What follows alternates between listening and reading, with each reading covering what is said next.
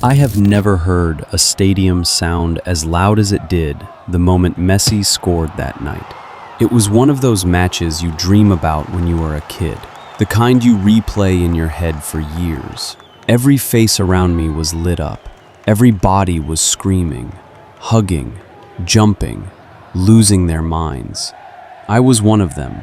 I had spent half my life defending Messi in arguments with people who said he was finished.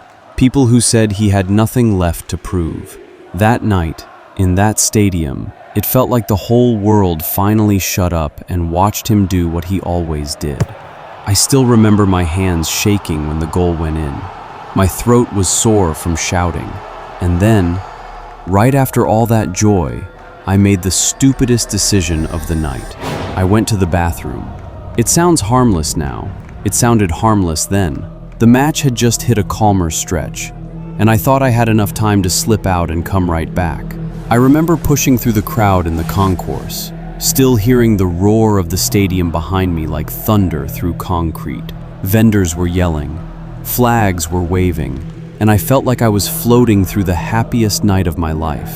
But as soon as I turned the corner toward the restroom, the noise dropped off. Not slowly, almost instantly.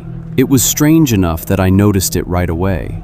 The bathroom area was tucked deeper inside the stadium, away from the main walkway. The closer I got, the quieter it became. By the time I stepped inside, I could barely hear the match at all. The first thing that hit me was the smell. Wet tile, soap, stale air, and that sharp chemical smell stadium bathrooms always have when they have been cleaned too many times. The second thing I noticed was how empty it was. There were maybe 2 men at the sinks. One of them left almost immediately. The other was standing there with his head down, not washing, just staring at the water like he had forgotten why he was there.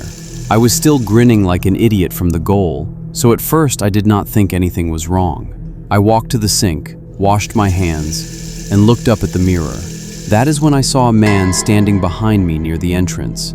He was wearing a dark stadium vest, the kind janitors or maintenance guys wore. He was not old, maybe mid-30s, short hair, tired face.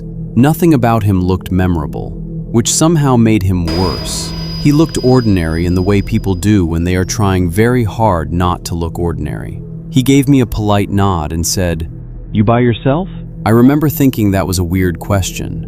"Yeah," I said. "Why?" He glanced toward the last stall. "There's a kid in there. Said he lost his dad. I tried to call security, but they're slammed because of the match." My stomach dipped a little. A kid being alone in a stadium bathroom during a World Cup match did not sound right at all. I looked toward the stall. It stayed shut. I asked, "Is he okay?" The man shrugged in that weird, careful way people do when they want to seem calm. "I think so. He's just scared." Then, from inside the stall, I heard it. A small sound. Not a full cry, just a shaky breath, like someone trying not to cry. The hair on my arms stood up. I took a step closer, and the man in the vest said, "Could you talk to him? He'll probably answer another fan before he answers me." That made no sense, but for a second I was too concerned to question it. I walked to the stall door and knocked softly.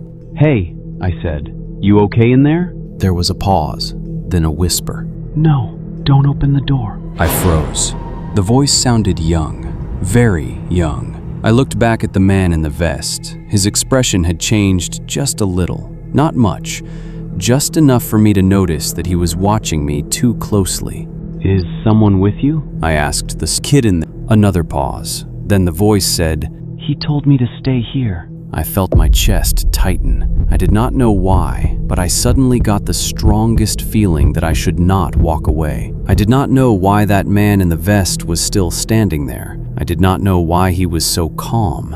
I just knew that something about the whole scene was wrong. I said, louder now, "Sir, can you step outside for a second?" The man smiled, but it did not reach his eyes. A security guard came in, then another. They took one look at the three of us and knew something was wrong. The man in the jersey tried to talk his way out of it, said there had been a misunderstanding, said he was looking for his nephew, but the kid in the stall was yelling now. and the second security guard had already pulled the vest guy aside and was checking the radio clipped to his chest. It wasn't official. It was fake. The vest was fake too. I will never forget the look on the boy's face when they opened the stall.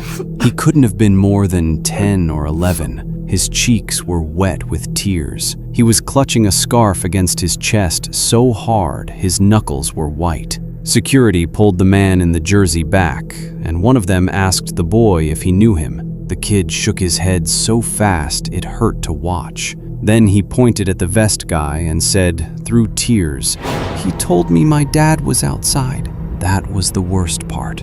Not the yelling, not the grabbing, not even the fear. It was how normal the whole thing had started. 2 men, 1 quiet bathroom, 1 scared child. A fake uniform, a lie, delivered like it had been practiced 100 times. Later, after security dragged both men out and the bathroom was full of guards, I found out the boy had been separated from his family in the crowd when everyone rushed to celebrate the goal. The men had been watching the concourse for that exact moment, waiting for the stadium to empty just enough to isolate somebody small and alone. They had fake access, fake uniforms, and a story ready before I even walked in. And the part that still makes my skin crawl is this.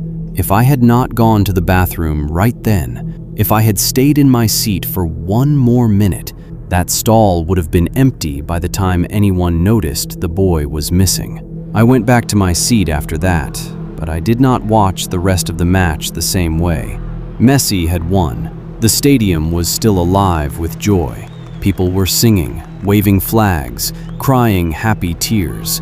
And I was sitting there, staring at the pitch, thinking about how close I had come to walking out of that bathroom 5 seconds too late. Because sometimes the scariest thing in the world is not what happens on the field, it is what waits in the empty hallway just beyond it.